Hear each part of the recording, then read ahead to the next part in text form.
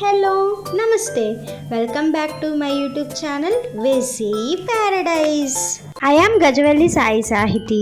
ఈరోజు special spicy onion rice. ఇంట్లో ఎలాంటి కూరగాయలు లేనప్పుడు వేడి వేడిగా కారం కారంగా ఏదైనా తినాలనిపించినప్పుడు ఎంతో ఈజీగా చిటికలో చేసుకునే రెసిపీ ఇది.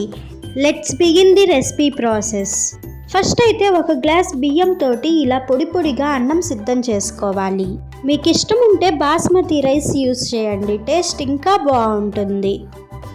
ఇప్పుడు ఇందులో 2 టేబుల్ స్పూన్స్ వరకు నూనె కానీ కరిగించి ఉంచుకున్న నెయ్యి కానీ వేసుకోవాలి.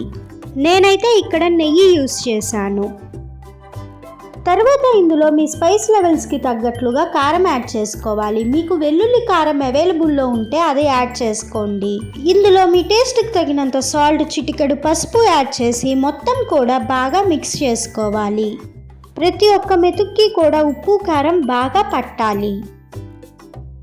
ఇలా మ్యారినేట్ చేసుకున్న రైస్ని ఒక 5 మినిట్స్ పక్కన పెట్టుకోవాలి.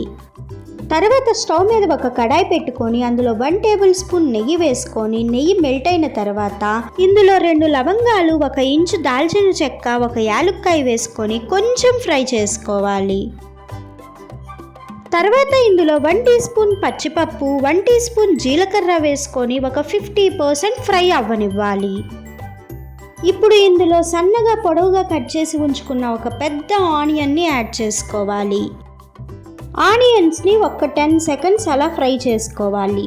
ఇప్పుడు ఇందులో కొంచెం కరివేపాకు యాడ్ చేసుకొని ఒక్కసారి అలా మిక్స్ చేసుకున్న తర్వాత ఇందులో 1 టీ స్పూన్ అల్లం వెల్లుల్లి పేస్ట్ యాడ్ చేసుకోండి. ఇప్పుడు ఆనియన్స్ బాగా కుక్ అయ్యేంత వరకు ఫ్రై చేసుకోండి. ఇలా ఆనియన్స్ అన్నీ బాగా ఫ్రై అయిన తర్వాత మ్యారినేట్ చేసి ఉంచుకున్న రైస్ని యాడ్ చేసుకొని హై ఫ్లేమ్ మీద 3 to 5 మినిట్స్ టాస్ చేసుకున్నారు అంటే ఎంతో టేస్టీగా ఉండే spicy onion rice ready. Recipe నచ్చింది కదా? అయితే ఖచ్చితంగా ట్రై చేసి చూడండి. ఇలాంటి ఇంకా ఎన్నో ఇన్నోవేటివ్ రెసిపీస్ మన ఛానల్లో రాబోతున్నాయి. Stay tuned for more interesting recipes. Please do watch, like, share, comment and subscribe to my YouTube channel. Thank you for watching. Bye bye.